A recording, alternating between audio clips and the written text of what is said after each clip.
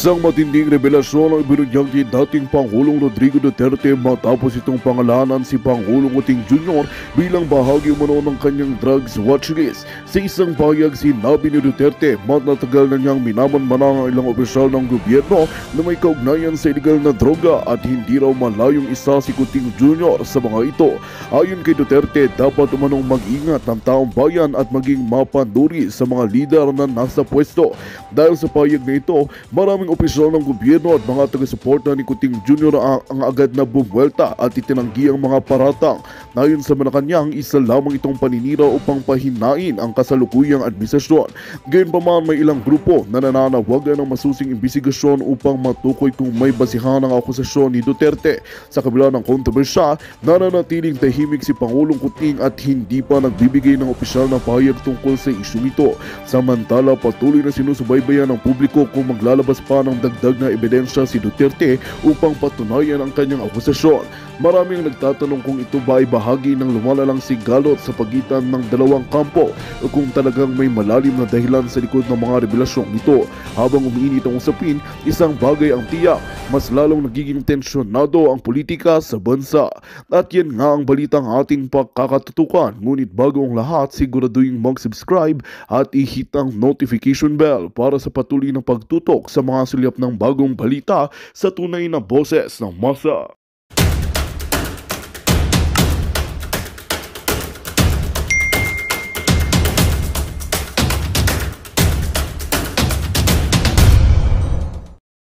Suporta ng military pati police dito sa akin sa Davao, I could not have succeeded in transforming Davao to what it is now. A beautiful city. Dito patayan doon, patayan dito. Ngayon, nung na-mayor ako, nag-usap kami lahat. Bakit ba tayo ang umatay? Di patayin mo silang lahat. Gobyerno ako eh. So yung mga NPA, they don't have no business asking me bakit ganun ang ano ko. Nasa gobyerno ako. Yung mga gangster dyan, mga sindikato na massacre, eh, putang ina, gobyerno ako. At kung tatakbo ako ng mayor, same. At this early, sabihin ko na, lumayo na kayo ngayon na. Kung may mga droga ka, maghanap ka na ng ibang lugar. Kalaki naman ng Pilipinas, mamili ka, Cebu, Manila, doon kayo. Huwag kayo sa Davao kasi kung ako ang mamayor, mamamatay talaga kayo. Yun ang sinabi ko noong mayor ako. Hindi sila naniniwala. Ay sabi, extrajudicial killing. Putang ina, wag na natin pag-usapan yung sinabi ko sa inyo, wag gawin dito. Ayaw ko ng droga, ayaw ko ng kidnapping. Hayaan mo ang Davao na mag-bloom sa sarili niya na walang problema ang tao dito. Hindi ko kay laking Davao ako eh. Dumating ako dito, nakakarang ba? So do not fuck with me.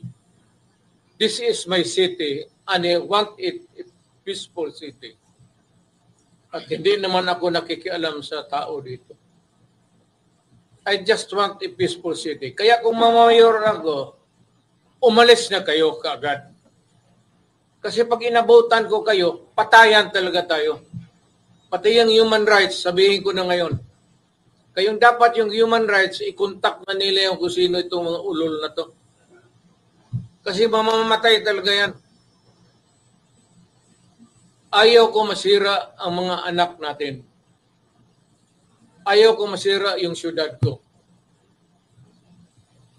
Ayaw ko ng putang inang droga. Punta ka dito, magdegosyo ka. Kung wala, maghanap tayo. Hanapan kita ng paraan paano ako makatulog.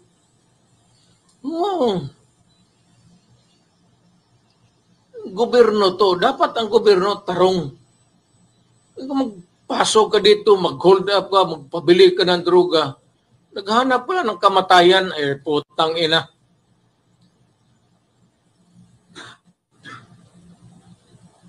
Dito sa Davao, maghanap buhay tayo, mag-asawa tayo, magtayo tayo ng pamilya, may mga anak tayo, maghanap buhay tayo para makapag-aral ang ating mga anak. In the hope na pag natanda na tayo, mamatay tayo, yung second generation ng Davaoenyo ang mag-take over. Kung hayaan ko ang Davao na puro lango ang mag-take over sa that will never happen. Nakikinig yung human rights, utang ina, makinig kayong mabuti.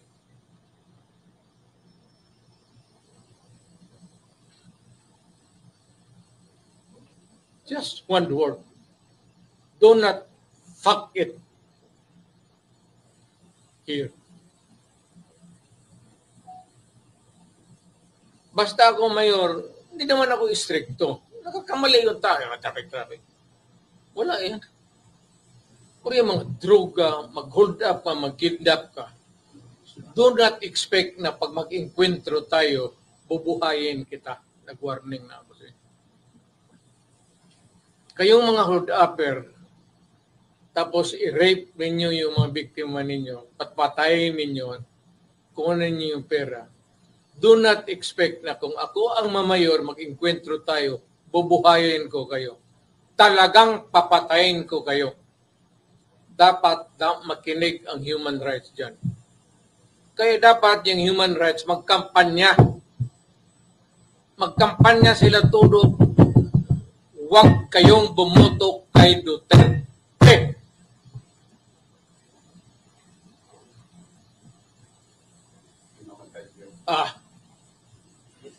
May paglalagyan. Kami nga, Bita Mayor. So, Mayor, how do you rate your success sa anti-drug campaign? Wala ako. I cannot. It's for history to judge me. I will not. Hindi ako magsabi na nawala yung droga sa padawon. I cannot pass judgment upon myself. Basta itong Davao will remain peaceful. Davao will remain ideal for our children to grow. Kasi pag wala na tayo, gusto ko ang Davao, ang papalit sa atin, yung matitino na tao. Ayaw ko yung durugista na maging konsehal, maging mayor. Masisira ang bayan ko. Kaya ngayon pa lang, papatayin ko na kayo. Klaro yan. Hindi ba klaro? O, di sabihin mo sa human rights. Sisirain mo ang buhay ng tao. Sisirain mo yung pamilya. You destroy the future and you create chaos in the city. Sino ba namang gago na putang inang mayor na papayag yan? Ang papayag yan yung mga ulol na mayor na talawan, na mga ugok, na gusto lang titulo mayor, wala namang ginagawa sa syudad niya. Hindi ako ayaw ko ng titulo. Inyo na yung titulo. Basta ako, huwag kayong do not fuck it here. Go somewhere else. So if you will be the mayor, Isali kita. ang mga drug rehabilitation mayor, dili na kinanglan. Ang drug rehab. Kaya mga rehabilitation Yung maabot, alang-alang patayin mo. Pero dapat, wag na magdagdagan. Wag na sila magdagdag ng biktima. Ngayon, presidente ako, medyo nagminus-minus man, pero hindi ko talaga kontrolado ang Pilipinas. Malaki. At saka may kanya-kanyang kingpin. may mga kingdom, may mga politiko. Hindi mo hindi kagaya dito, kung mayor ka, tawagan mo lang pulis. Putang ina, trabahoin ninyo yan. Kasi ayaw kong... Mayor, comment. Kay Mayor Mabilog sa Iloilo is now in the country. Bumalik na at siguro tatagpo. What can you say about it? It's no longer wala na akong power maghabol sa kanya. Nung presidente ako, Patay na. hindi ko man siya naabutan. Ngayon bumalik siya na hindi na ako presidente. Hindi rin ako makialam. Kasi wala na akong power. At bakit pa yung problema na ng presidente yan. Ako tapos na akong dumaan whether I was really successful in my anti-drug campaign or maybe to put it more kung may diferensya ba sa panahon ko. Was there less bumaba ba ang drug-related crimes pati yung drug itself? Pero kung ma-mayor ako, sabihin ko yung ngayon nagdadruga, umalis kayo. Kasi pag mayor, papatayin ko talaga. Cross my heart. Mayor, anong Mayor, comment? he was saying na it was an injustice.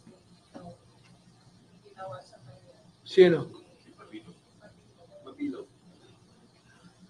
And also, former Senator De Lima was saying he's going to hold those who sent him hurt of jail accountable. Oh, hindi yung naghahawak ng susi sa jail. Bakit mo tayo pagkalaman? Bakit mo tayo matakot dyan? Hindi mo na ako naghawak ng susi dyan sa ano? Tapos, Mayor, they're going to invite you and Senator De Lima sa one. Oh, anytime. Dilema? Anytime. Pero hindi mo namimiss si Senator De Lima, Mayor. Well, as a human being, I would say that as much as possible, I just want to make peace with everybody. But if she starts to fuck everything, hindi kita atrasan. Parang she just Wala naman akong pinikulan. parang, May kopya pa ako sa video eh. parang she also wants to make peace. So, parang, Well, that is another thing. Kaya sabihin, di ganito ka. Tanungin ko sa kanya, anong gusto mo? Siya yung may bagahe. Alam mo, hindi niya dapat ako. Alam mo kung bakit? Sige siya yaw-yaw sa akin. Hindi ako sasagot.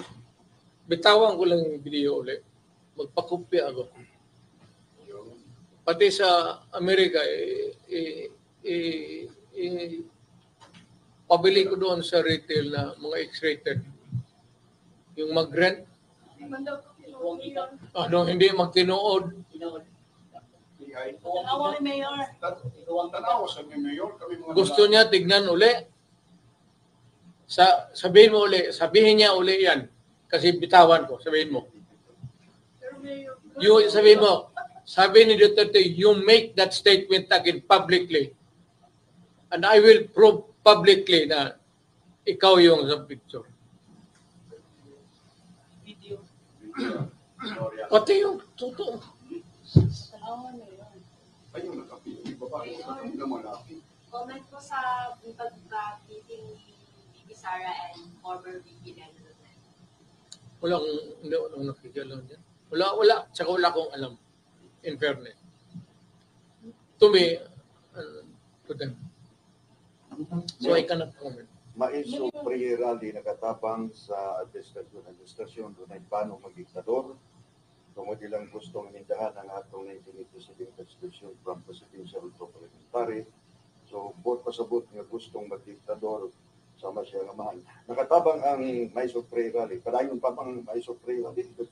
Well, this kind of government, form of government, parliamentary, and itong presidential type, yan ang differentiation yan eh. So, premier, which is elected by parliament, a president elected at large by the people. Alin dyan sa gusto ng Pilipino? Referendum or a plebiscite, for as long as it is carried properly at walang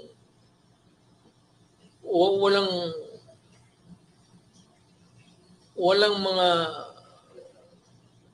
terorismo o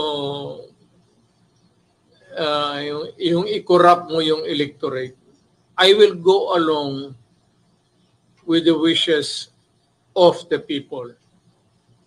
I cannot be more Pope than the Pope. Ang tao ba? Kung ano ang gusto ng tao. Ultimately, it is the people that will eventually decide. And what the people will decide and what the people would want. I want the military and everybody else magsunod sila kung anong gusto ng tao. If the sentiment is shown in a referendum and a plebiscite, I'm asking the military to obey the people. Yun yung amo ninyo eh. Yun yung amo natin.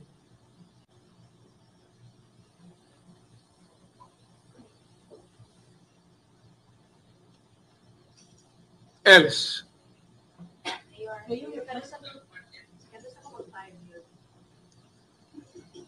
Karon pag kawas na ako ng resume mensing. O pagkawas na ako ng mensing, maglingkod ako dito sa kaya ni putang inang file opisina. Lumulingkod ako nga to. Uban na ta. Mayor, no comment yung mayor, yung left and right na ayuda na binibigay ng government. Again. Ayuda, yung ayuda mayor. Yung ayuda. Left and right na. Left and right. Ayuda. Ubos ang pera ng gobyerno niya. Yan walang project ang gobyerno. Putang ina ginawa ng ayuda. No bridges. No new bridge. O walang repair. Wala lahat. Walang infrastructure. I am not passing judgment sa presidente. If that is what he wants to be remembered, na puro ayuda, President ayuda.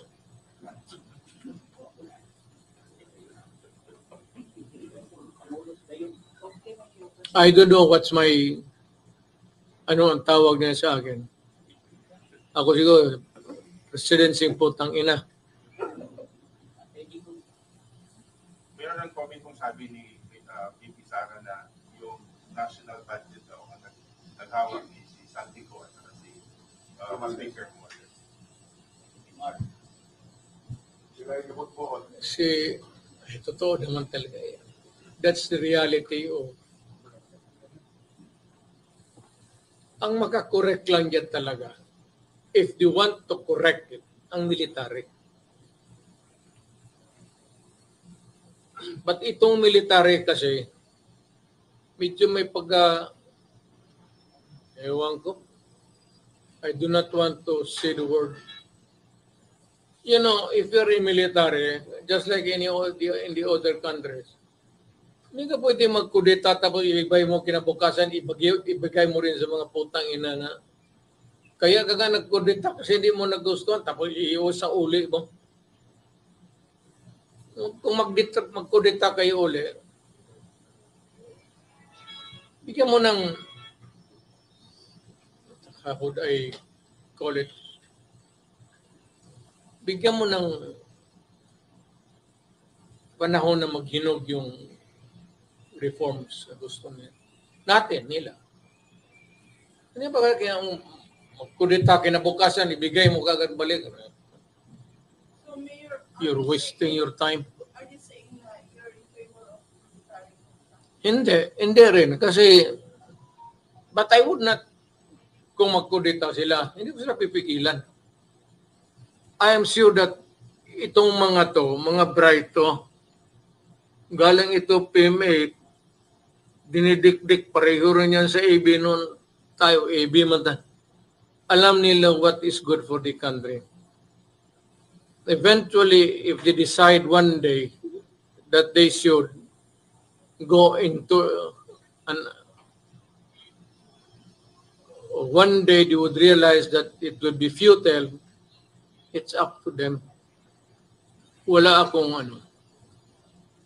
Pero kung maglapit sila sa akin, magtanong sila, sabihin ko talaga, kung magkudita kayo, kung isang semana lang naman, do not waste the time of the people.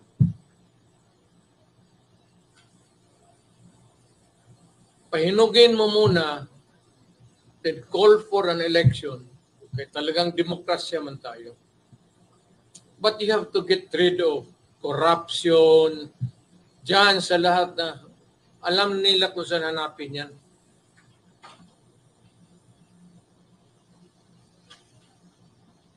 And I'm referring to the idealist.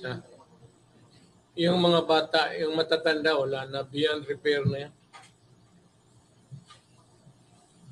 It's the new breed of young officers. Yung may fire sa, may idealism pa sa utak nila. People power daw Mayor. People power. Kapoy na. Mayor, Mahurot ang maruyag hupya na sa ito. Yung tabo. Mayor, meron wala na tayo na isang rally. Saan?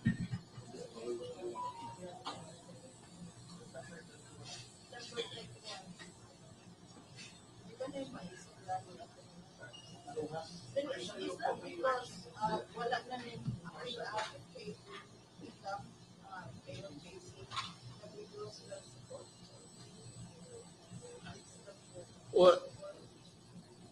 Unang-una, in fairness sa ang yabo o fair akong gidungan o pronounce mahiyabo ko.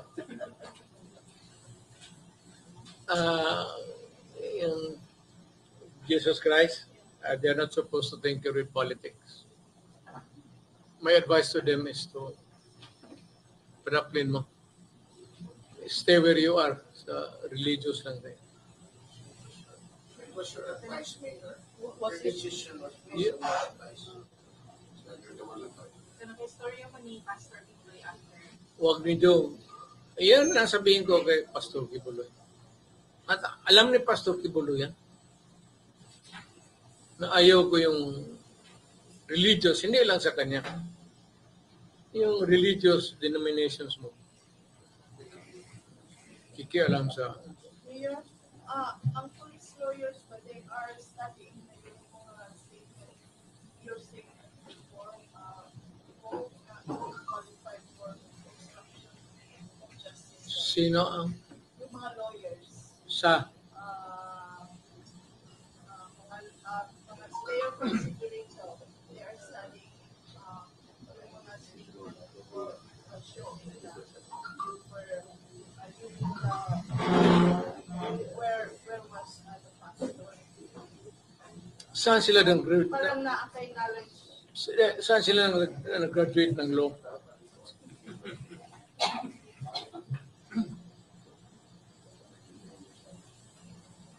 Yung mga joke ng Mayor kasi ano Mayor, they were saying na parang you have knowledge na kung saan ang tao si Pastor, and then you did not tell the both of them. So, that is tantamount to harboring or hiding concealing fugitive of the law. Kaya sabi ko, saan sila nag-graduate ng law?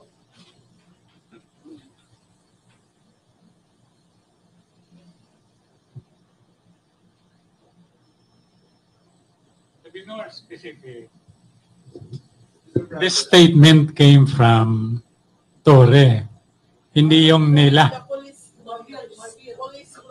Huh? Yung police lawyers ay And it came from Torre, and it is being voiced out by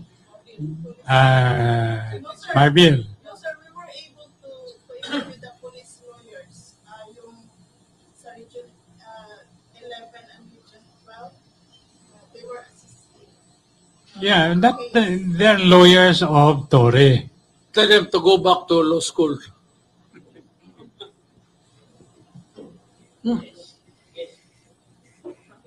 Or if they want, Bakit Mayor?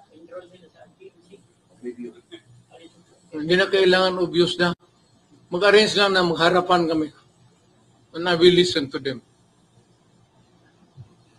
And I will tell them why na dapat ang kinuha nila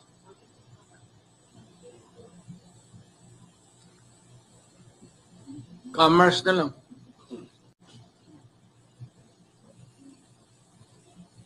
Mas marunong pa sila sa akin. Mayor, tatak pa yung mayor dito ulit sa Davao City. Na alam mo, nakalimutan ko na yan, iha. Kayo kasi ang nagseryoso. Ngayon, hindi na ulit-ulit ninyo, anong tuloy akong I'll be tempted.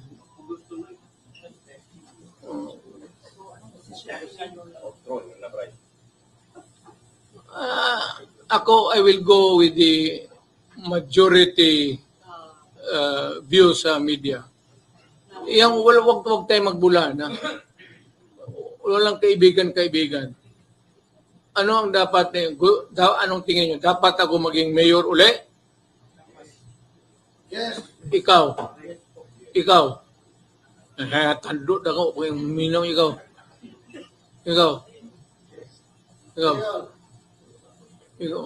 Duduha pag yun ang cellphone. Ikaw. Bantay ha, pag nagkalit-silit siya, ang Davao po tayo.